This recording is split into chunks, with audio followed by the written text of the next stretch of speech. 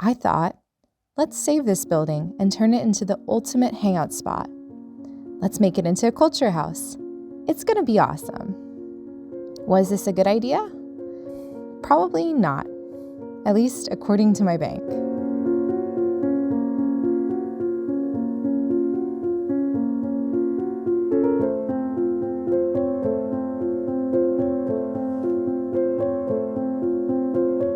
I'm Kathryn Larsen, an architect and biodesigner originally from New Jersey, now based in Denmark. Most of my work involves designing and supervising renovation projects for pharmaceutical factories, which, to be honest, pays great, but I've really missed working on projects that connect with people and communities on a deeper level. Outside of pharma, my design approach focuses on sustainable materials inspired by nature, like seaweed and seagrass, traditional Danish materials used for centuries. That's why buying and restoring the Eskilstrup Community Center means so much to me. It's a chance to bring back creativity, sustainability, and real community spirit back into a building that was forgotten. Beyond just restoring the building, I'm using this project to teach and train the next generation of young architects and using it to create paid entry-level jobs. It's also an official research project at the Danish Institute of Study Abroad, where I teach American architecture students in Copenhagen. This way, we're not only saving a building, we're building future architecture talent. As someone who took 9 years of studying and traveled 3 countries to become a licensed debt-free architect, creating these sorts of educational opportunities is incredibly important to me. This project is my first big step towards combining my passion for architecture and my passion for Danish design history with my desire to help people and places thrive. Now it's time to talk about the elephant in the room, or rather the mess in the room.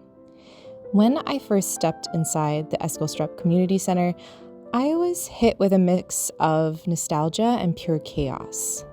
The place was seriously trashed. Piles of garbage everywhere, old clothes, plastic bags, random bits and bobs from the 1970s and 80s.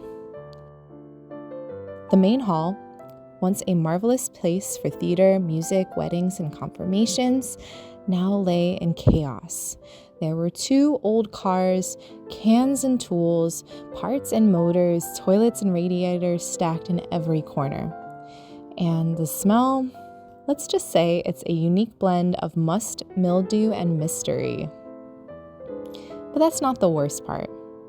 The worst and scariest part of the project, the real reason no one wanted to buy it, was the water damage. After years of neglect, a corner of the building is leaning towards the neighbor, and that load-bearing wall is also holding up a structure with asbestos roof tiles. To quote some of the engineers I'm working with, "Oh no, that's not right. Brick walls aren't supposed to do that." It's a huge challenge, and honestly a little intimidating. But beneath all that mess, I could still see the soul of this place, the potential. This may be why everyone thinks architects are crazy, maybe even dumb. Most people see the trash and the engineers are in the corner freaking out. Meanwhile, I'm looking at archival information and the building details, dreaming of how this place was and how it could be. But most importantly, beyond dreaming, I'm organizing a strategy for how we eat the elephant, also known as project management. Even before I bought the building, I started asking around about what kind of town Eskilstrup is and talking to some of the locals. One of the things I noticed right away is that people here are extremely friendly. Like, extremely friendly. I've been living in Denmark for 7 years, and I have never once been invited into a stranger's home for a cup of coffee or just a random chat. Actually, Denmark is kind of infamous for how hard it is to navigate socially and culturally. People say Danes are cold, but frankly, I disagree. I think Danes are just hyper aware of their free time, which they treasure, so they reserve it for a few close friends. Every single Danish friend I've made has been very intense, like family-level friendship. 10 Commandments of order. Remember, order is a good thing. Having things in its place. Do I not have things in its place, Martin? Never, ever. And there's a word called OVERSKUD that I hear used a lot. OVERSKUD means surplus. It's used in financial contexts, but here it really means having the energy to go the extra mile. Many Danes have told me that after their job, their kids, and their family, they just don't have the overskud to engage socially with others on a shallow level. It's not that they're cold, they're just exhausted. But here's the thing about Eskilstrup. It might as well be my hometown in New Jersey. People smile and say hi to you. Kids play in the streets, and no less than 3 people have invited me in for coffee and a chat. There is a lot of generosity, and there is a lot of overskud, especially from the older generation. In fact, one of the people I spoke to about Eskilstrup told me Eskilstrup has one of the highest numbers of registered nonprofit associations in Falster, despite it just being a town of over 1,000 people. You'll be in really good hands over there. Because of the good vibes in the community, I knew this project could potentially succeed. I knew there had to be people who still remembered the building before it got trashed, and I knew that there were still people who cared. I just had to reach them. So I went on Facebook. Yes, I broke a few rules here, because traditionally architects don't really engage with the public about projects through social media. We're usually just vessels hired by developers who then call the public to attend workshops where, let's be honest, very few people show up. And if I can be completely honest from experience, the developers are usually really happy when no one shows up. The fewer public opinions that they have to deal with, the easier it is to justify doing the absolute bare minimum. It's so sad because there's only one zoo in the whole of Denmark that has a changing facility and easy access when you're walking around the park. And the only reason is because the owner of the zoo has got a daughter with cerebral palsy in a wheelchair. That makes sense. It's almost like you're completely invisible to this unless Yes. you know somebody who's personally affected by it. Yes. Well, it's actually very common because I've actually designed handicapped toilet facilities for large public projects, including Yeah. for an airport project. Right. And I mentioned that we needed a separate changing facility actually for babies because I had just seen a woman changing her child on the bottom of Copenhagen Airport on the floor of the bathroom. Yeah. And the lead architect looked at me and said, "It's not important, it's out of our scope, we're just going to put it in the handicap bathroom." Wow, but even the baby changing tables are even not big enough for him. Exactly. He needs a changing He needs a table. proper changing table. Yeah, And it's- also the handicapped toilet is just the bare bones of Yeah. what code is. We were Yeah. literally looking at the bare bones, and doing nothing more. That's right, and that makes me sad. You know, there's something like 1.2 million people with cerebral palsy in the world. Yeah. I mean, that's just cerebral palsy. I'm not even talking about the other disabilities. So what are we actually doing? We're not making it a equal place for everybody. Yeah, I mean, it makes me sad that if I have to plan anything, it's a bit more now because we have to order a taxi.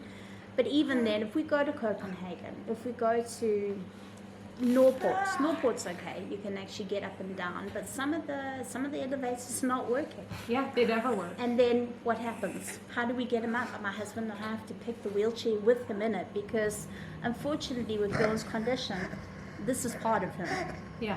He exactly. needs this all the time. He can't get out of his wheelchair and it'll be folded, and then he can go into another seat. That's not possible. So in this case, I decided very intentionally not to think like a traditional architect, and instead actually to think like a marketer trying to reach my target audience. The goal? Engage the local population. The method? Facebook groups. The trick is finding the right local Facebook group, one that allows for limited self-promotion, has high engagement, and posts daily. In this case, I'd identified that group to be 4863 Eskilstrup hjælper hinanden, or we help each other. I'm going to be honest, posting there about this project was a nerve-wracking moment. A lot of people in Copenhagen warned me that people in Falster wouldn't support the project, that because I'm not from the area and I don't live there full time, they wouldn't like me or trust me. I stubbornly disregarded this advice because, frankly, most of the people who gave it to me had never actually been to Lolland or Falster before. But still, it got a little bit in my head. So, yes, this little Facebook post felt like a big leap of faith. I was putting my ideas out there in the open, not knowing how they'd land. And then the support poured in. I created a separate Facebook group for the project, and within just over 24 hours, we had 150 members. That separate group was key. It gave us space to organize the people who were actually interested in following the journey without spamming or annoying anyone else in the general community group. Ultimately, I discovered that yes, people remembered the building and how it used to be, but also people wanted something like this in their community for the next generation. Most importantly, with this Facebook group, we now had a common community base. Now we could begin organizing the physical work and fundraising. Like most things in Denmark, a simple Facebook group is not enough to apply for community project funding from foundations. Fundraising here is complex, bureaucratic, and hard to navigate, but for a good reason. In a society where taxes fund the welfare system, misusing public funds or defrauding the tax system is considered one of the most serious crimes that you can commit. So, if I was going to use community fundraising to help fix this community center, I needed to get everything right. And as a foreigner, I decided this wasn't the part of the project I could afford to wing.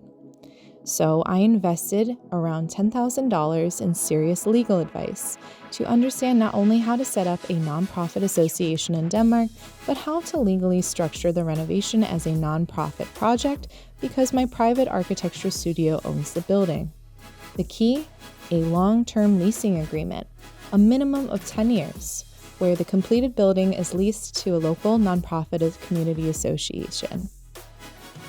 The other alternative was selling the building to the nonprofit, but many nonprofit associations struggle to cover ongoing building operation costs. So I didn't want to risk accidentally crippling the association with a model that wasn't financially sustainable. That's how the building ended up in this state in the first place after all. I visited the Eskistrup Mølle on Mill Day. Han passer godt på sted. And learned that it too had once been a ruin. The community had saved it, restored it, and now run it as a thriving nonprofit economy, complete with secondhand shops managed entirely by volunteers. Through this, I realized that these associations are the backbone of rural communities and of rural democracy in Denmark. They are how people organize, how they pool resources, how they remain self-sufficient. You put in your OVERSKUD, your surplus energy, into society, and when you're the one in need, you can trust that others will catch you. Honestly, learning about these traditions was one of my favorite parts of the project. The volunteers at the mill also gave me examples of other community-led projects, everything from cafes to craft fairs, all powered by people giving their time, energy, and love simply to make their town a better place to live. In these meetings and these associations, I heard over and over again from locals that they love the building, they want it back. They just weren't sure how to get the resources to do it. So if I could manage on my end to come with the architects, the engineers, and help them navigate the authority planning bureaucracy, they promised they'd be there to help me lift. The community made good on that promise. While I was still learning how to navigate the legal and bureaucratic side of things, people were already devoting their time and energy to help bring the project to life. Which brings me to Kenneth. Kenneth was looking for a job, but most importantly, Kenneth does not like to have free time on his hands. He's one of those people like me who likes to be busy and genuinely enjoys helping others. Within hours of my Facebook post, Kenneth reached out. Can I tear up the fence and help with some of the repairs? Now, let me tell you about that fence. The fence in front of the building was a travesty. In the 1970s, the community center went through some hard times and the people behind it went bankrupt. It sold to a private owner.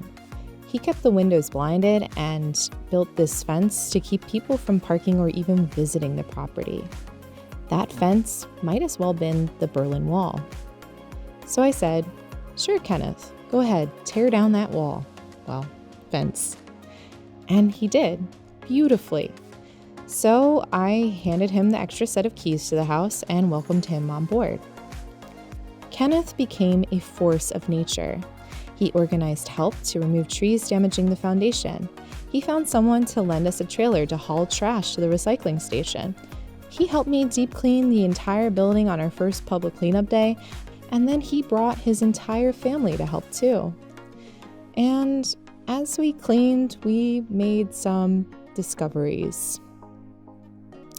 Like the fact that the only thing holding up the 3 pieces of the asbestos roof trusses was a single thin piece of wood. The main beams completely rotted. Cue panic. Thankfully, a carpenter who had reached out to me via Reddit, yes, Reddit, came to the rescue. He built an emergency interior scaffold to temporarily stabilize the structure, and some of the engineers from my Copenhagen network came personally by to inspect and sign off on it. Crisis averted, for now. And with the cars gone and the space cleaned out, we could finally begin the next phase of the project, the architecture work. Architects love working in clean phases with clear deliverables and lots of planning time. This was not that kind of project. Because of the urgent structural issues, we had to overlap conceptual design with developing the design at the same time. To fix the roof and the wall, we need to apply for a building permit as fast as possible, and we need to hope that it comes through before the building falls apart. Risky? Yes. Unfamiliar? Not really. I've done enough high-pressure renovation projects to know how to design fast and design smart under stress. But we needed 2 things right away. We needed input from the locals and an accurate digital model of the building. We started with some basic on-site measurements to create a rough 3D model. And by we, I mean my studio's incredible junior architects, Sophia and Chitska. Sophia and Chitska also led the early mapping work, identifying what functions already exist in Eskilstrup and what might be missing. That gave us a solid foundation for meaningful conversations with the community. On top of that, they conducted a heritage mapping of the building, identifying which architectural elements were worth preserving and which could be thoughtfully adapted into the new design. And I want to pause here for a moment, because this kind of work, it's exactly the kind of task that junior staff can excel at while they're still learning. It draws directly from what we're trained to do in school, and it translates into billable hours for most firms. It's a perfect example of how emerging architects can contribute real value early on in their careers. The resulting 3D model done in Rhino was accurate enough for conceptual architecture work, creating renders and visualizations that we could use to communicate further our ideas with the community. But I knew it wouldn't cut it for a permit application. See, in renovation, you usually do start by manually measuring everything in the building. But I've been through this before. If you get your measurements wrong, your structural calculations are wrong. And no matter how many times I flex my laser measurer, there's always a margin of error that could turn into a very expensive mistake later. Luckily, technology exists to solve this. I reached out to a local company called Scan360, and I asked if they'd be willing to help. They didn't just say yes. They sponsored a full 3D point cloud scan of the entire building. And not only that, they also created a complete 3D Revit model entirely for free. That's huge. Revit allows me to collaborate in real time with engineers, synchronize changes instantly, generate bills of quantities, and estimate pricing much more accurately. So now I had a digital base to work from. But we still needed the most important part, community input. Some of the first funding foundations I approached were skeptical. Do the locals really want this project? After everything we'd done together, they still weren't convinced. And I knew heartfelt stories and sensitive design theories wouldn't be enough. They needed cold, hard data. So I went back to Facebook and I asked the community to fill out a Google survey. You know, the kind that marketing students make for their thesis that nobody wants to answer. Except 192 people filled out mine.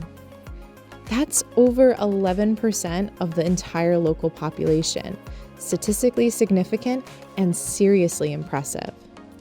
The survey gave us detailed insights into how locals wanted to use the building, what functions mattered to them, and what they missed the most from having a culture house.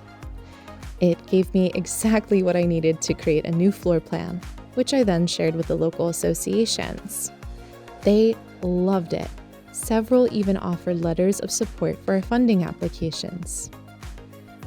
But I'm an architect, so yes, I do care about fluffy, sensitive architectural theories.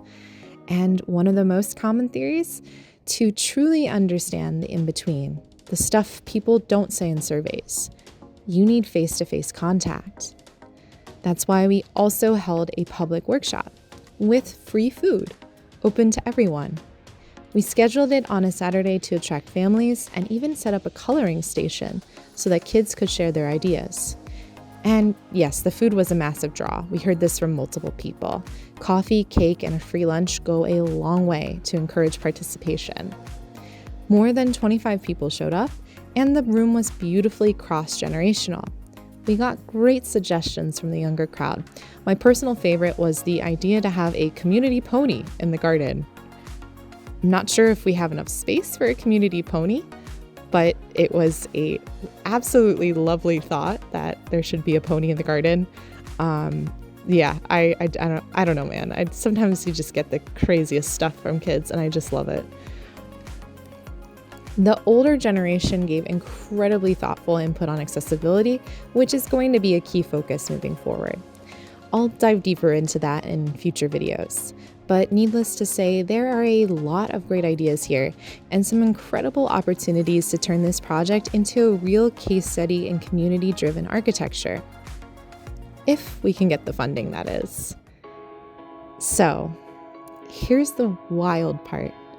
Everything I just described, the cleaning, the legal work, the architecture, the structural rescue missions, the community engagement, the digital modeling, the workshops, the survey, all of this has happened since April 1st, 2025. That's less than 3 months ago. And it's only the beginning. We've stabilized the building, built trust with the locals, gathered real data, created new floor plans, and now we're heading into the next phase, fundraising and authority planning. But projects like this don't move forward without real backing, and maybe my bank was right. A project like this isn't a fiscally responsible investment if you rely on flipping houses to pay off costs. But I believe that this project is an investment into society and an investment in paying it forward. It's also a way to show what architects can do with our toolboxes as project planners and dreamers that are also doers, to organize and activate communities when there is no clear building developer willing to take the risk. So if you've been inspired by what we're building, if you believe that abandoned buildings deserve second chances, if you care about architecture that brings people together instead of pushing them apart, then I'd love your support. You can back the project on Patreon, and your support doesn't just help fund the renovation, it helps create paid opportunities for young architects, it fuels community-driven design, and maybe, just maybe, it will help me prove that restoring culture is worth more than tearing it down. Thank you for watching, and see you around the neighborhood.